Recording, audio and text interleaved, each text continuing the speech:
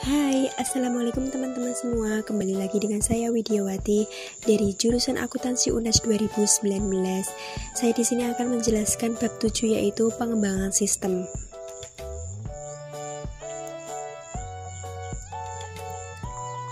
Oke teman-teman, bisa disimak ya materi pembelajaran kali ini agar kita lebih paham lagi apa yang saya jelaskan.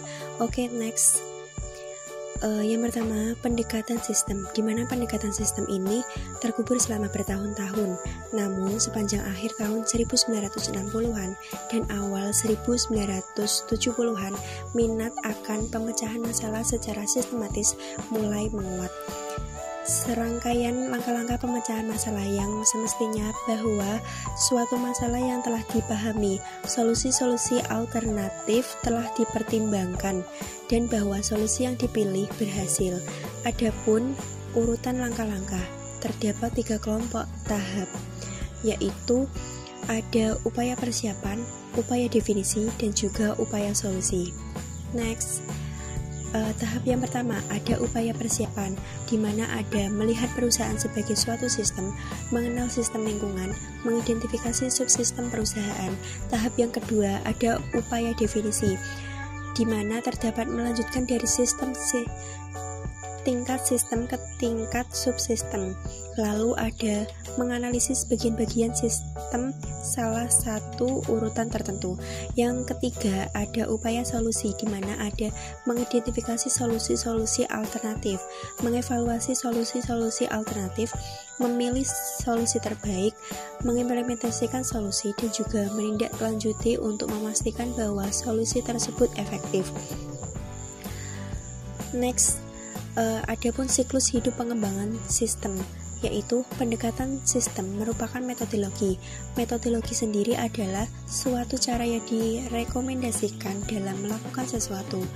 Siklus hidup pengembangan sistem atau SDLC adalah aplikasi dari pendekatan sistem bagi pengembangan suatu sistem informasi. SDLC tradisional yaitu seringkali disebut sebagai pendekatan air terjun. Aktivitas ini memiliki aliran satu arah menuju ke penyelesaian proyek. Di dalam SDLC tradisional ini terdapat perencanaan, analisis, desain, implementasi, dan juga pengguna. Next, di dalam prototyping itu dalam menerapkannya pada pengembangan sistem, prototype adalah satu versi dari sebuah sistem potensial yang memberikan ide bagi para pengembangan dan calon pengguna bagaimana sistem akan berfungsi dalam bentuk yang telah selesai. Dalam pembuatan prototype ini disebut prototyping. Berdasarkan pemikiran adalah pembuatan prototype secara cepat, kemungkinan bahwa dalam waktu semalam lalu memperoleh umpan balik dari pengguna yang akan memungkinkan prototipe tersebut diperbaiki kembali dengan sangat cepat. Next, adapun jenis-jenis prototipe, yaitu prototipe evolusioner dan juga prototipe persyaratan.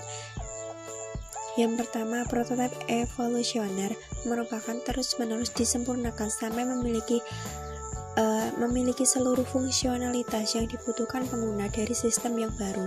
Prototipe ini kemudian dilanjutkan produk. Jadi, satu prototyping evolusioner akan menjadi sistem aktual. Yang kedua ada persyaratan, di mana dikembangkan sebagai satu cara untuk mengidentifikasi persyaratan-persyaratan fungsional dari sistem baru ketika pengguna tidak mampu mengungkapkan dengan jelas apa yang mereka inginkan. Next, adapun daya tarik prototype itu ada 5, yaitu yang pertama memberikan komunikasi antara pengembang dan pengguna. Yang kedua, pengembang dapat melakukan pekerjaan yang lebih baik dalam menentukan kebutuhan pengguna. Yang ketiga, ada pengguna memainkan peranan yang lebih aktif dalam pengembangan sistem. Yang keempat, pengguna dan pengembang menghabiskan waktu yang lebih sedikit dalam mengembangkan sistem. Yang kelima, implementasi menjadi jauh lebih mudah karena pengguna tahu apa yang diharapkan. Next, Potensial kesulitan dari prototyping itu ada 4, yaitu terburu-buru dalam menyerahkan prototyping dapat menyebabkan diambilnya jalan pintas ke dalam definisi masalah. Yang kedua, yaitu pengguna dapat terlalu gembira dengan prototipe yang diberikan.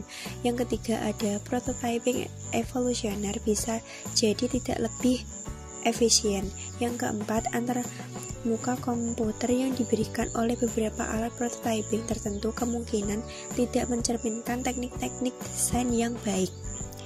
Next, adapun pengembangan aplikasi cepat, di mana satu metodologi yang memiliki tujuan yang sama dengan prototyping, yaitu memberikan respon yang cepat atau kebutuhan pengguna, namun dengan lingkup yang lebih luas, yaitu RID atau Rapid Application Development. RID adalah kumpulan strategi, metodologi, dan alat terintegrasi yang terdapat di dalam satu kerangka kerja yang disebut rekayasa informasi. Terdapat unsur-unsur penting RID, yaitu manajemen, orang, metodologi, dan juga alat-alat. Next, pengembangan berfase, yaitu terdiri dari 6 tahap pengembangan fase, di mana terdapat investigasi awal. Para pengembangan melakukan analisis usaha dengan tujuan untuk mempelajari tentang organisasi dengan masalah sistemnya. Yang kedua, ada analisis, yaitu pengembangan menganalisis persyaratan fungsional pengguna untuk masing-masing produk sistem dengan menggunakan berbagai macam teknik. Yang ketiga, ada desain, yaitu pengembangan perencanaan komponen dan antarmuka dengan sistem-sistem lain untuk setiap modul sistem yang baru, dan kemudian mendokumentasikan desain dengan menggunakan berbagai jenis teknik pemodelan. Yang keempat, ada konstruksi awal, di mana terdapat pengembangan membuat dan menguji peranti lunak dan data untuk setiap modul sistem. Yang kelima, konstruksi akhir. Peranti lunak modul diintegrasikan untuk membentuk sistem yang lengkap yang diuji bersama-sama dengan datanya. Next, yang terakhir ada penguji dan pemasangan sistem, di mana pengembangan perencanaan dan pelaksanaan uji sistem yang tidak hanya mencakup peranti lunak dan data, melainkan juga sumber daya informasi lainnya. Oke, next, desain ulang proses bisnis. Manajemen seringkali menyimpulkan bahwa pendekatan-pendekatan baru hendaknya dilakukan untuk sistem-sistem seperti dengan memanfaatkan secara penuh kemajuan di bidang teknologi komputer modern. Proses pengajuan ulang sistem tersebut dinamakan rekayasa ulang atau desain ulang proses bisnis. Rekayasa ulang adalah perencanaan ulang sebuah sistem keseluruhan dengan tujuan mengubah fungsionalitasnya. Akan tetapi, ini bukanlah pendekatan yang bersih karena pengetahuan dari sistem yang ada saat ini tidak sepenuhnya diabaikan. Oke, next, ada alat-alat pengembangan sistem. Pendekatan sistem dan berbagai siklus pengembangan sistem adalah metodologi atau cara-cara direkomendasikan dalam memecahkan masalah-masalah sistem. Metodologi sama seperti sebuah cetak biru yang digambar oleh arsitektur untuk memandu para kontraktor, tukang kayu, tukang pipa, ahli listrik, dan juga sejenisnya. Oke, next. Di dalam pemodelan proses itu terdapat 4 jenis, yaitu diagram arus data, kasus penggunaan, panduan kasus penggunaan, dan juga kapan menggunakan diagram arus data atau kasus pengguna. Diagram arus data itu diagram arus yang menyajikan grafis dari sebuah sistem yang mempergunakan 4 bentuk simbol yang mengilustrasikan sebagai data mengalir melalui proses-proses yang saling terhubung. Yang kedua, kasus penggunaan adalah suatu uraian naratif dalam bentuk kerangka dari dialog yang terjadi antara sistem primer dengan sistem sekunder. Lalu ada panduan kasus penggunaan, yaitu beberapa panduan yang membuat sebuah kasus penggunaan dalam format pingpong. Yang keempat, ada kapan menggunakan diagram arus data dan juga kasus pengguna, yaitu DFD mengilustrasikan suatu tinjauan atas pemrosesan, dan kasus penggunaan memberikan detailnya. Oke, next, di dalam manajemen proyek itu terdapat steering committee yang menjalankan 3 fungsi utama, yaitu menciptakan kebijakan, melakukan pengendalian fiskal, dan juga menyelesaikan perselisihan.